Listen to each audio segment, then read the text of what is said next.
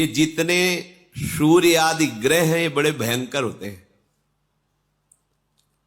ये जब अपने प्रतिकूल जगह पर होते हैं, जिसके ग्रह में, कुंडली में, नक्षत्र में, ये बड़ा भयंकर प्रभाव कर देते हैं।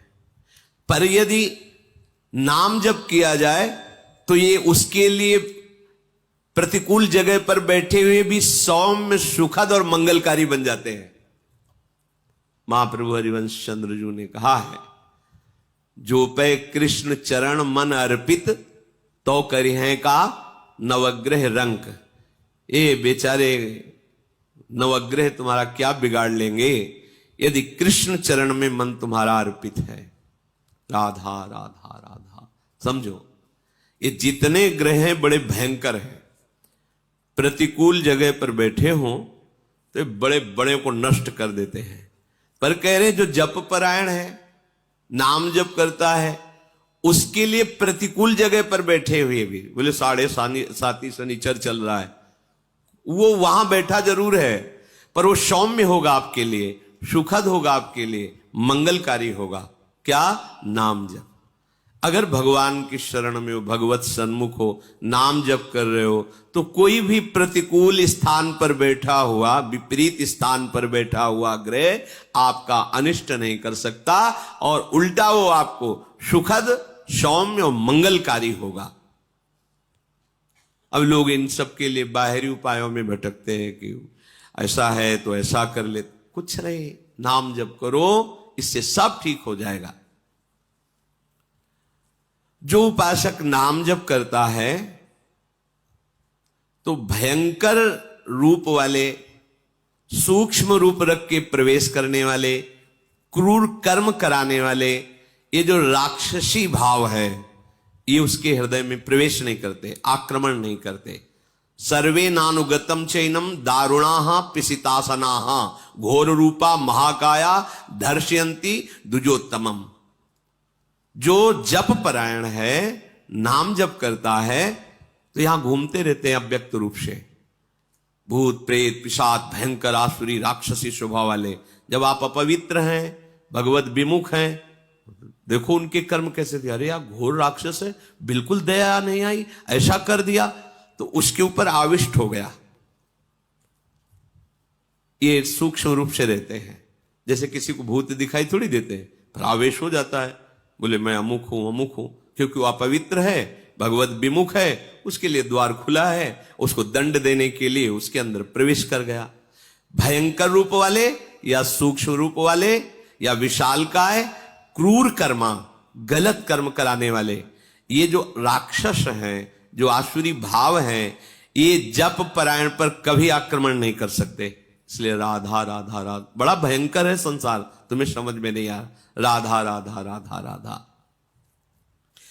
जो जप परायण है, जो शास्त्र स्वाध्याय करता रहता है, जो अपने सुख को दूसरों में बांटता रहता है, और जो दूसरों में कभी दोष नहीं ढूंढता है, वो सदैव सुखी रहता है, निर्विघ्न रहता है।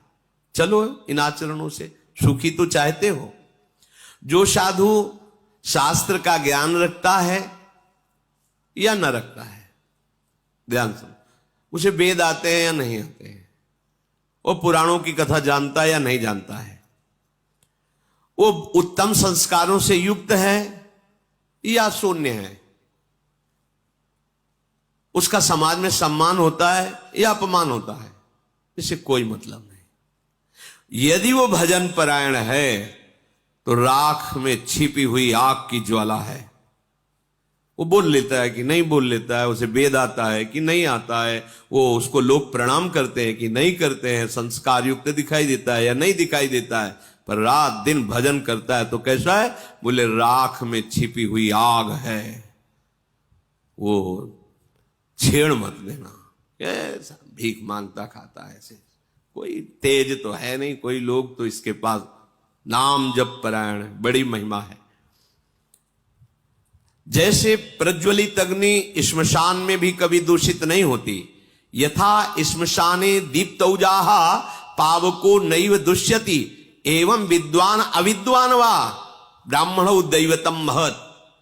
चाहे विद्वान हो चाहे ना हो, श्मशान में भी आग पवित्र ही होती है, आग कभी दूषित नहीं होती। ऐसे ही जो सर्वत्र भगवत भाव रखने वाला है, निरंतर भजन में है, वो महान से भी महान है। कहीं भी बैठा हो, कुछ भी कर रहा हो, ये मत समझो कि तो अपवित्र है। जैसे श्मशान में भी आग पवित्र है, ऐसे भजनानंदी हर समय परम पवित्र रहता है। विषयान ग्रहणंत मुंचंतु वा, दृष्टि मत डालो, किस भाव की स्थिति में कहा है तुम्हें पता नहीं है। प्रकारश्च पुरद्वारै प्रसादैश्च पृथक विधै, नगराणि न शोभन्ते हीनानि ब्राह्मणोत्तमै। बहुत बड़ी बड़ी महलों से नगर बहुत सुंदर श्रृंगारित हो तो वो तब तक नगर कहलाने योग्य नहीं होता जब तक एक साधु ना हो। बहुत बड़ा नगर है, बड़े महल, बड़ी सुंदर चार दीवारियां, बड़े बड़े सुंदर द्वार, सब ठीक है, लेकिन उस क्षेत्र में एक भजन करने वाला साधु नहीं है, बोले वो शून्य, बेकार है। और चाहे जितना छोटा गांव या पुर भी हो ऐसा, और वहां एक भजनानंदी, वो महानगर है, क्योंकि एक भजनानंदी, तो आप सोचो ये तो भजनानंदियों का खेत है जहां आप बैठे हो। कोई ऐसा नहीं होगा यहां जो भजन न करता हो, कोई पक्का। वो कर नहीं रहा तो सुन तो रहा है ना। चलत फिरत सुनियत यह है श्री राधा वल्लभ लाल। रंगनाथ जी जाना है, बिहारी जी, राधा वल्लभ जी कहां जाना है, यहां यही पूछना होता है। यहां थोड़ी पूछना होता है होटल जाना है या टाकीज जाना है, यहां तो यही पूछना होता है ये पथिकों से। अब वो भजन नहीं कर रहा पर भजन ही तो कर रहा। कहां चलना है, बांके बिहारी, बैठिए बांके बिहारी। हाँ नहीं, राधा दामोदर जाना, हम वहां तक छोड़ देंगे, सेवा कुंज से तुम राधा दामोदर चले जाना। पूरा चिंतन भागवतिक, चलत फिरत सुनियत है श्री राधा वल्लभ लाल, ऐसे वृंदा विपिन में बसत रहो सब काल। हे युधिष्ठिर, जिस नगर में एक भी संत रहता है, भजन करने वाला रहता है, वो पूरे नगर को तार सकता है। निकलते उठते हुए जय सिया राम, राधे श्याम, जो भी नाम उच्चारण हो, देखो संत महिमा देखो। आप कहीं भी स्थिति में हो, किसी भी संसारिक स्थिति, सामने साधु दिखाई दे, अगर थोड़ी भी आस्तिकता है तो भले उपहास हो, ए बाबा राधे राधे, राधे राधे भैया। 2 बार तुमने बोला, 2 बार उन्होंने कहा, 4 बार कान में नाम पड़ा, 4 बार मंगल हो गया। एक साधु जहां है, उसमें धन्य है वो भूमि जहां साधु वास करते हैं, भजन करने वाले वास करते हैं। प्रजा की रक्षा करने वाला जैसे राजा होता है, ऐसे राजा और प्रजा दोनों की रक्षा करने वाला साधु होता है। इसीलिए पूर्व में जैसे देवराजेंद्र, तो ऊपर भगवान बृहस्पति जी, महाराज विदेहराज जनक तो सदानंद जी, चक्रवर्ती सम्राट दशरथ जी तो ऊपर सिंहासन पर वशिष्ठ जी। जहां भी देखो राजा के ऊपर महाराजा बैठा मिलेगा, एक साधु बैठा मिलेगा।